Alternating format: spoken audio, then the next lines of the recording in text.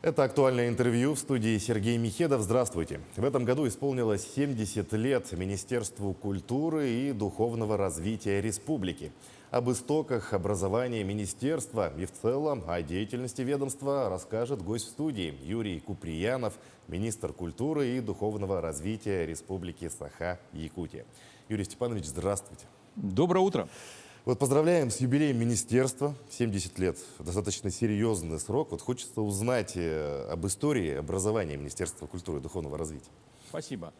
Ну, для всех жителей нашей республики приятно мне рассказать, как вот министру нашей отрасли, что именно сегодня, 9 июня 1953 года, было решение, принятое Верховного Совета нашей республики тогда.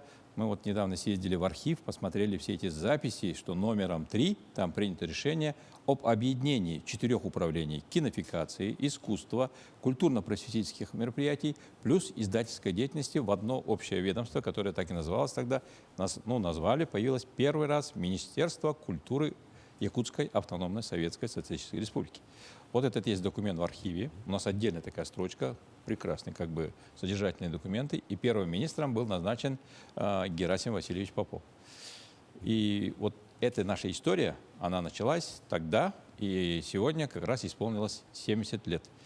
Первое Министерство культуры, которое было образовано, определено тоже штатными единицами, содержательной частью работы, направлением и прямым подчинением Министерства культуры тогда Российской РСФСР, Российской Федерации. Вот немножко такое интересно, да, потому что всем же интересно, там первое министерство было 66 штатных единиц в составе министерства, и всего по городу Якутску, в целом по улусам, было где-то 125 человек работали в сфере культуры. Всего. Вот так, в городе Якутске здесь. Но сегодня нас, конечно, намного больше. В штатных единицах того ведомства в архивной записи написано интересное событие, которое сегодня надо, наверное, людям как бы просвещать, рассказывать о том, что у нас было 3 истопника. В штате были 3 истопника, поскольку надо было топить, а министерство располагалось по адресу улица Орджоникидзе, 24. К сожалению, этого дома сейчас нету, но место это есть. И еще в штатных единицах вместо водителя там содержалось, написано, 1 штатная единица «конюх». Это первая штатная единица, 66 человек, 1 конюх, 3 истопника, остальные специалисты 4 направлений. Мы сегодня сохранили примерно те направления, которые есть: развитие кино, развитие искусства, духовности, работы с муниципальным образованием, которое находится.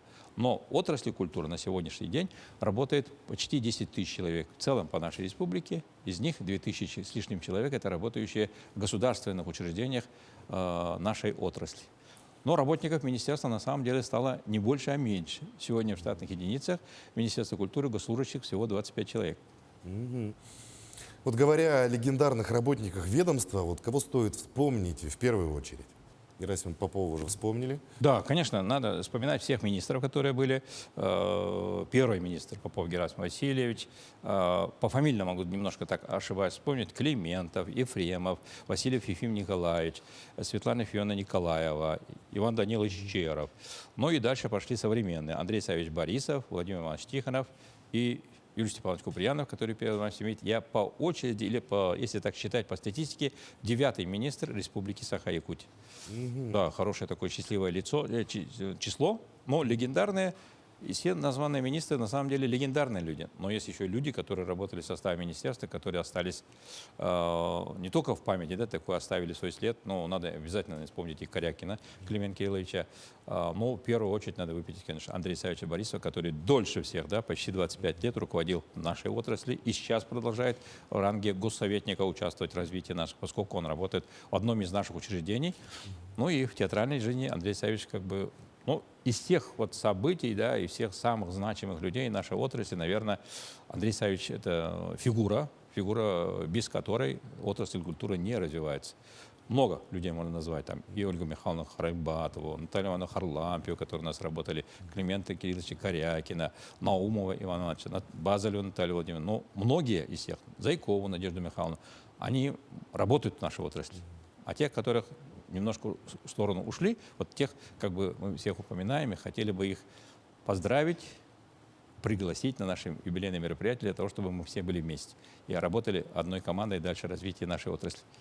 Вот говоря о приоритетных направлениях работы, вот что именно стоит назвать в первую очередь? Кино, театр?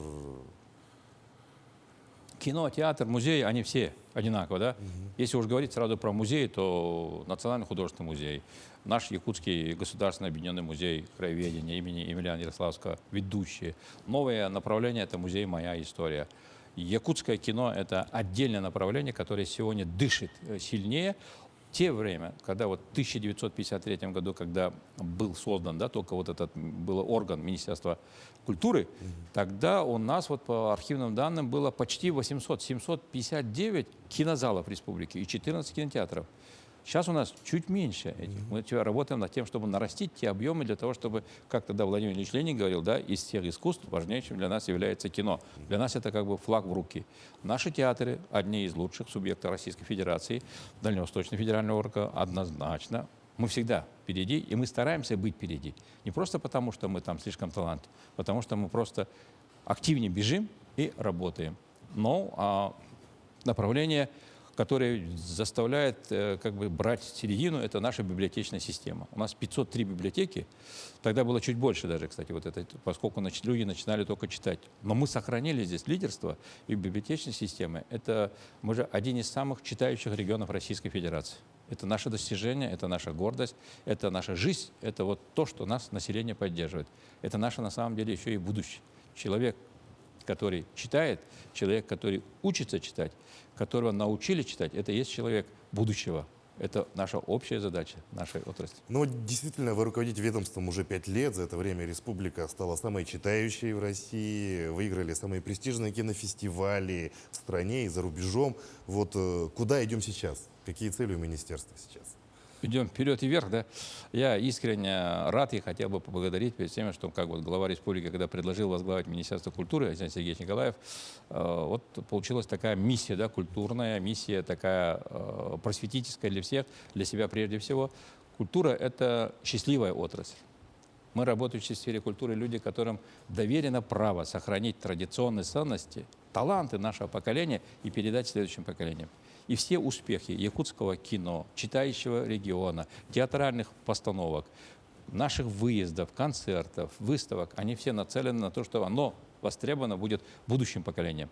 И то, что вот креативная часть, которая сегодня вызов времени, да, отвечает республика, одна из самых, ну, не то что одна, самая креативная республика, это наше старание, это наше желание, наши цели, наши перспективы шагать вперед. Это вот путь, который уже сегодня выверен, которым надо идти всем. Поэтому наша отрасль здесь культуры занимает одно из передовых мест для того, чтобы, сохраняя те традиции, традиционные ценности, которым воспитывается человек будущего, двигаться вперед, двигаться быстрее. Вот нельзя не спросить, как министра, вот каково быть министром культуры? Министром культуры, наверное, быть, во-первых, интересно, во-вторых, ответственно, но в-третьих, ну, наверное, очень даже радостно, поскольку отрасль культуры – это действительно специфичная отрасль. Я не всегда работал в отрасли культуры, и можно часто же пишут о том, что я пришел не с отрасли культуры, другой человек. Возможно, да, согласиться можно, но в отрасли культуры вовлечены мы все, кто живет в нашей республике. Вообще человек, он вовлечен в эту культуру постоянно. Для министра надо важно уметь слышать людей, принимать ответственные решения. Министр принимает решение, да или нет. Вот от правильности этого решения зависит успех твоей работы, успех команды. Для того, чтобы быть министром, наверное, надо хорошо иметь свою команду. У нас большая, серьезная команда управления культуры нашей республики, директоров всех учреждений, которых у нас больше 30, плюс наша команда министерств. Это как компьютер высшей как бы пробы, да? Писем, задач, поручений, решений, ответов приходит множество. Нельзя думать о том, что министерство сегодня пришло, вечером дает концерт, наш театр, а мы там все свободны. Нет. Каждый винтик нашего министерства встроен в эту работу.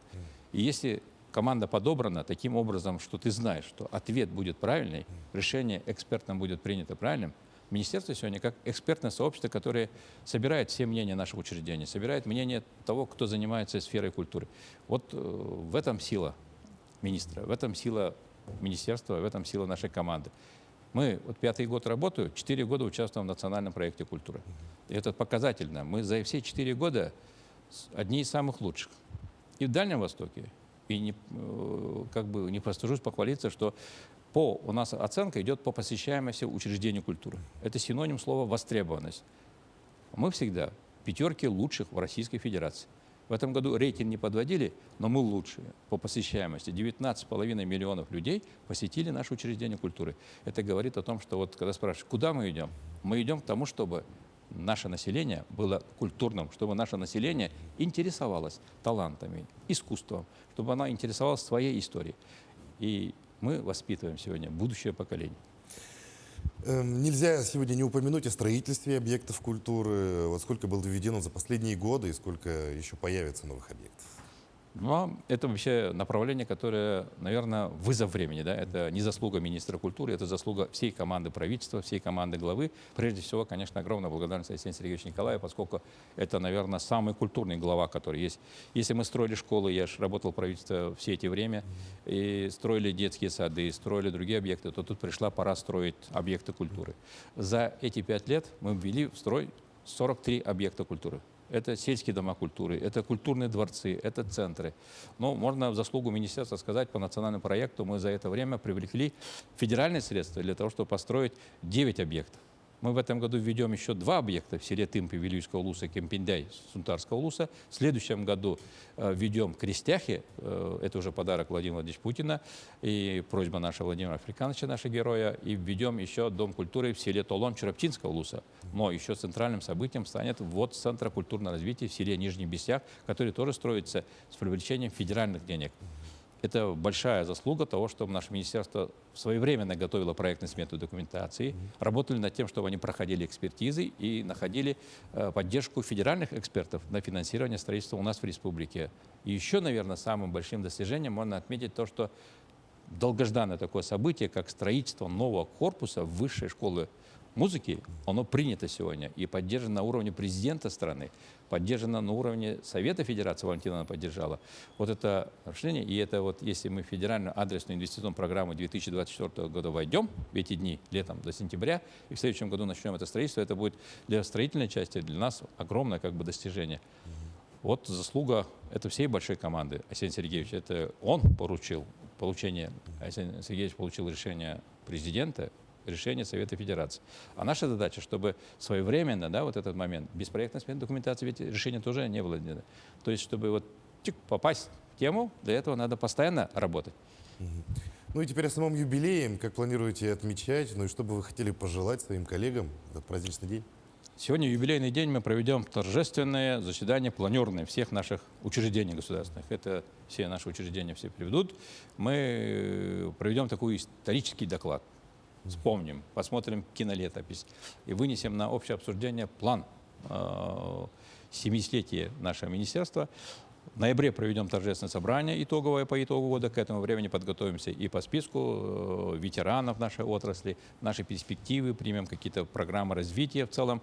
Выпустим обязательно небольшую книгу, которая «Люди, факты», которые мы делали, когда нам было 50 лет, для того, чтобы эта цепочка не прервалась. Работать будем с Олегом Григорьевичем Сидоровым для того, чтобы выпустить специальный выпуск нашего журнала «Илинь», который будет посвящен нашей отрасли, всему вот 70 лет, которое развитие. Торжественный день, образование, появление нового документа. Найдем возможность для того, чтобы сходить. И наши министры, на самом деле, все именитые люди, бывшие министры, интересные люди в своей республике, ответственные, известные люди. В их домах, где они жили, есть таблички, в которых мы постараемся и успеем в утреннее время возложить им цветы, для того, чтобы вот этот памятный день объединял всю нашу отрасль. Ну, естественно, похвалиться могу, что вот у нас сегодня на сайте появится, оно уже пришло, поздравление министра культуры Российской Федерации Ольги Борисовны Любимой о том, что с 70-летним юбилеем Якутию, Якутское министерство и высоко оценивая поздравляет самая наша министр культуры Российской Федерации. Юрий Степанович, ну, еще раз, пользуясь случаем, поздравляю с юбилеем, 70-летием министерства. Желаем, конечно же, процветания, роста, расширения, ну и успешной работы на благо жителей нашей республики. Спасибо большое. А я напомню, вы смотрели актуальное интервью. Оставайтесь на нашем канале.